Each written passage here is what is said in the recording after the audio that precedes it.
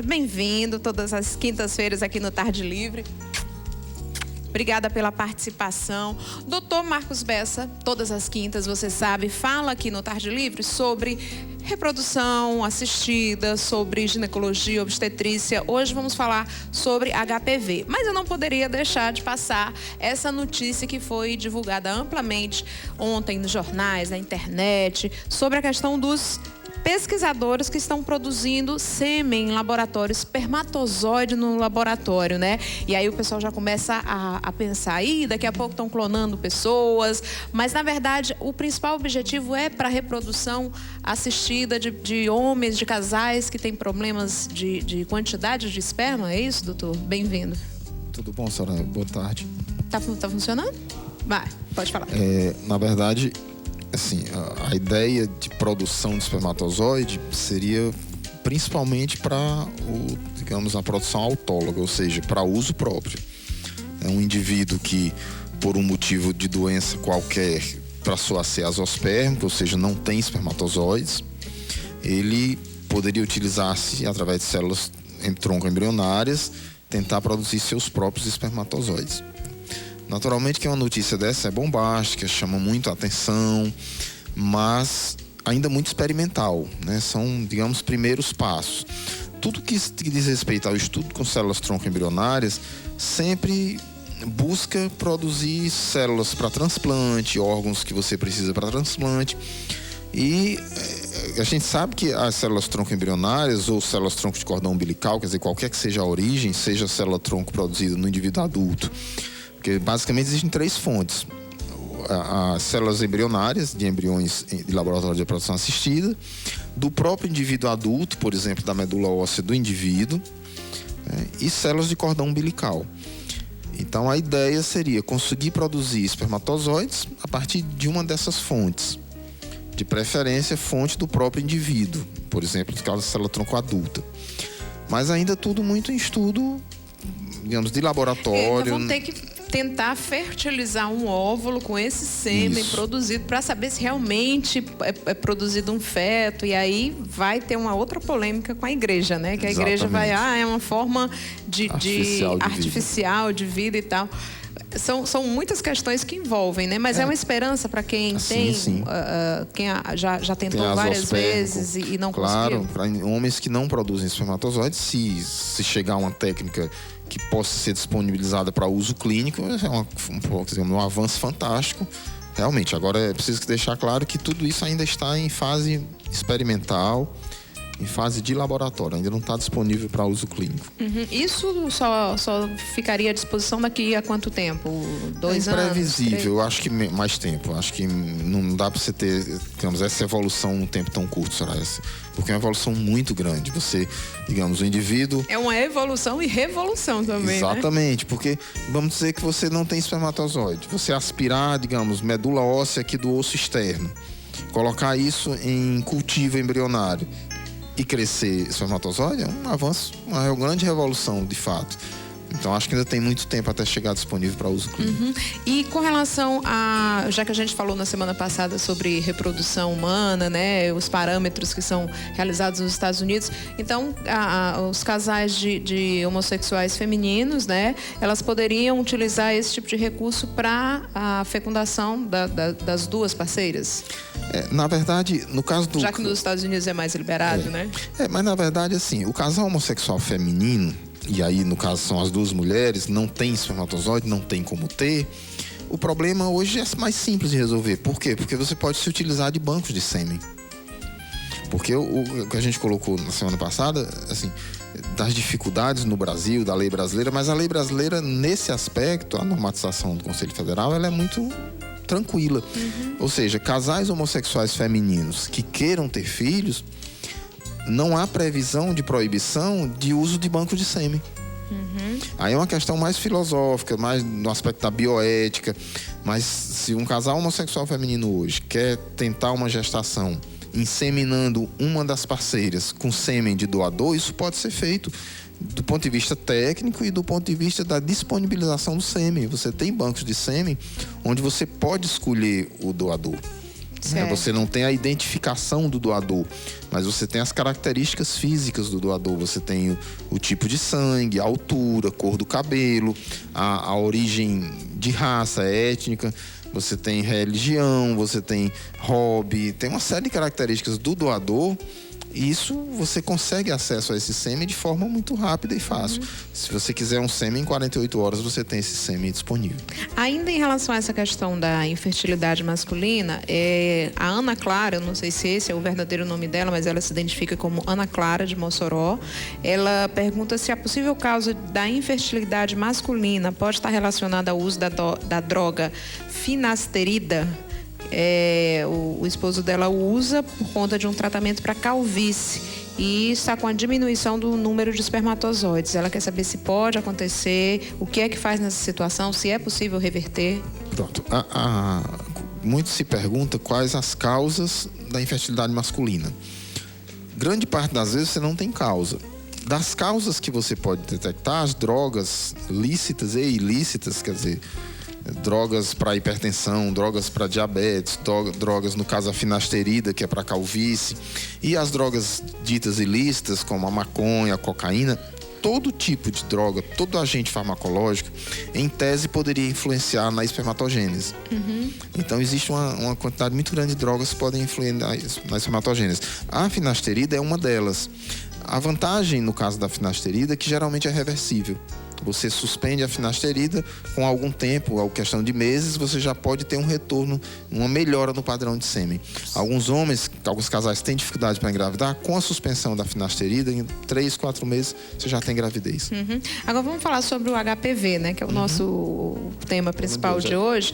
E eu já levo em consideração a questão da fertilização in vitro. Antes de fazer uma fertilização, uma reprodução assistida, todo esse tipo de exame é realizado? E tem algum risco da pessoa com HPV perder o bebê? Na verdade, o casal que vai submeter uma fertilização assistida, ele passa por uma bateria de exames, uma avaliação ginecológica de rotina, avaliação de colo uterino, e aí você acaba podendo se deparar com doenças como o HPV. O HPV é uma doença que assim, muito discutida, que traz uma preocupação muito grande para as mulheres, porque tem alguma relação, e eu digo alguma relação para que não fique dito assim, causa câncer de colo de útero. Não é bem assim. O HPV é um fator agressor do colo uterino, da vulva também, e a presença da infecção pelo HPV torna mulheres de maior risco para câncer de colo. Mas não obrigatoriamente você vai ter câncer de colo se você tem HPV. Até porque, Soraya, existem assim, inúmeros tipos de HPV. Existem os HPVs chamados oncogênicos, os que são mais agressivos do ponto de vista de causar câncer. E quando uma mulher se depara com o diagnóstico de HPV, ela não deve entrar em desespero. Não é motivo para desespero, é motivo para cuidado. Então, se você tem HPV, você vai tratar todas as infecções que você tiver no colo do útero, na vagina, na vulva.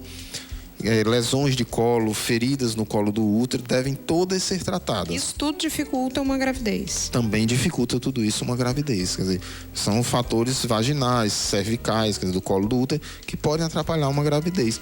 E assim, a pessoa, desculpa interromper, mas a mulher ela pode ficar livre das infecções, dos problemas, engravidar com tranquilidade, com segurança? Ou mesmo durante a gravidez ela tem que tomar alguns cuidados especiais? Na verdade, assim, se você tem HPV, você tem que fazer todo um acompanhamento dentro e fora da gravidez.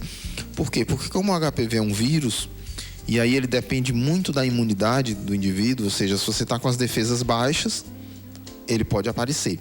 É muito comum mulheres que já têm HPV, que estão bem, sem lesões, quando engravidarem, apresentarem lesões. Por quê? Porque a grávida ela é um indivíduo que tem uma defesa menor. As defesas das grávidas estão diminuídas. Então, tem pacientes que têm uma lesãozinha de HPV, quando engravida, as lesões aumentam. Você tenta tratar várias vezes na gravidez, tem dificuldade de tratar totalmente a lesão. E, às vezes, quando a gravidez passa, a lesão fica boa espontaneamente. Por quê? Porque a grávida volta ao seu estado normal de defesas. E essas vacinas, né, que o governo até estimula que pessoas que ainda não estão ativas sexualmente, mas se a pessoa fez os exames, tem a segurança de que não tem o HPV, ela pode tomar a vacina? Pode, ela pode tomar. Existem 2 tipos de vacina, a bivalente e a quadrivalente. Ela pode tomar mesmo que ela já tenha HPV. né? Às vezes as pessoas Vai assim, o quê? Minimizar os sintomas? Vai evitar que eles apareçam? por exemplo, Ela não vai transmitir? se você pensar na vacina quadrivalente, ela é usada para 4 vírus diferentes. Se você de repente tem um tipo de vírus, você vai se proteger, ganhar proteção contra 3. Então vale a pena, mesmo quem já tem HPV, vale a pena vacinar. É uma vacina cara? O custo das vacinas não é baixo, né? Hoje você consegue vacina para o HPV talvez por um custo em torno de... São 3 doses, geralmente em torno de R$1.000 a R$1.500. Então, Cada uma das doses? não, o tratamento completo. Não é um custo baixo. A gente tem a expectativa que o governo federal, o Ministério da Saúde, possa, de repente, em um espaço de tempo curto, estar disponibilizando a vacina para a população. E a respeito do parto, por exemplo, de uma mulher com HPV, ela vai poder ter um parto normal? Tem que ser um parto cesariano? Digamos que não seria contraindicação ao parto normal. Agora, seria interessante que ela não tivesse lesões na época do parto, né? Então, se uma mulher tem HPV e tem várias lesões de colo uterino, várias lesões vulvares, realmente não é interessante, porque você pode ter contaminação do bebê no canal de parto. Agora, se você está tratada, não tem nenhuma lesão, esse risco se faz bem menor. Agora, a gente falou do HPV, mas a gente acabou esquecendo de citar os sintomas, né? A mulher que faz a sua prevenção periódica, ela já sabe o que é que acontece, alguma alteração, se vem a surgir, ela já percebe alguma mudança. Agora, quem não faz essas prevenções, fica meio que a ver navios, né? Então, quais são os sintomas para que as mulheres que estão em casa começarem a perceber que isso está acontecendo com elas, já procurar um médico e ficar atenta? Os sintomas tradicionais do HPV, Soraya, são, por exemplo, as verrugas vulvares, as lesões clássicas do HPV na vulva. Essa é fácil de ser percebida, porque de repente você está se examinando ou está fazendo um asseio, você percebe aquela verruguinha, aquele carocinho na vulva, aquilo lhe chama a atenção. Você vai no ginecologista, ele vai avaliar se é ou não uma lesão de HPV, se precisa ser biopsiada ou não. Quando o HPV está restrito ao colo do útero, aí é mais difícil ser percebido pela própria paciente no seu dia a dia.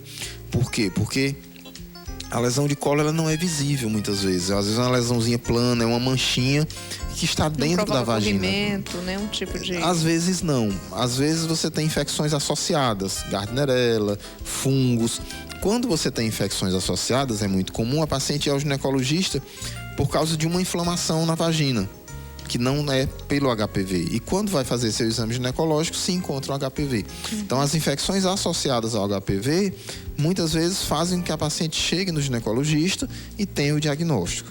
E o parceiro que tem HPV, o homem, né? Ele apresenta também essas verrugas? Quais são os sintomas? Pode apresentar as verrugas ou não, né? Alguns homens têm os chamados condilomas planos, que são as lesões tipo uma manchinha que nem sempre ela é vista. Às vezes, quando o homem está urinando, ele não percebe, tem a lesão e não percebe. Existe um exame chamado penioscopia, em que você passa o ácido acético, que é um ácidozinho, que faz a lesão aparecer melhor. Então, por exemplo, se uma mulher descobre que tem HPV, é importante que o parceiro dela vá ao urologista para que ele possa ser submetido a uma penioscopia e feito esse diagnóstico. Se a lesão já é visível, é mais fácil. Ele vê a verruga, que ele já chama a atenção e ele já vai no urologista. O HPV não tem cura, tem controle. Tem controle, mas um bom controle. Quer dizer, se você tiver uma imunidade adequada, se submeter a tratamentos adequados, você pode passar 10, 20 anos sem ter nenhuma lesão e sem a questão do risco da transmissão, que é o que todo mundo tem muito medo. E só pra gente encerrar, o casal com HPV, tanto o homem quanto a mulher, quais são os riscos ou o percentual de diminuição da possibilidade de uma gravidez, né? Eles perdem algum percentual? O HPV propriamente, Soraya, ele não interfere muito na fertilidade, né? O fato de você ter HPV não te torna infértil. Agora, o problema são as infecções associadas, que geralmente quem tem HPV pode ter infecção por clamídia, que agride muito trompa, pode ter outras infecções que dificultam a fertilidade. Então tá aí. Hoje o nosso tema foi HPV. Falamos também sobre os espermatozoides que estão sendo aí produzidos em laboratório, mas é um avanço que vai vir daqui a algum tempo para o Brasil. Mas se você tem alguma dúvida para tirar com o Dr. Marcos Bessa sobre os assuntos que já foram falados aqui, não importa que foi o primeiro assunto, mioma, endometriose, policísticos. Então, se você tem algum alguma dúvida, é só entrar no nosso site www.tvdiario.tv.br/Tarde Livre.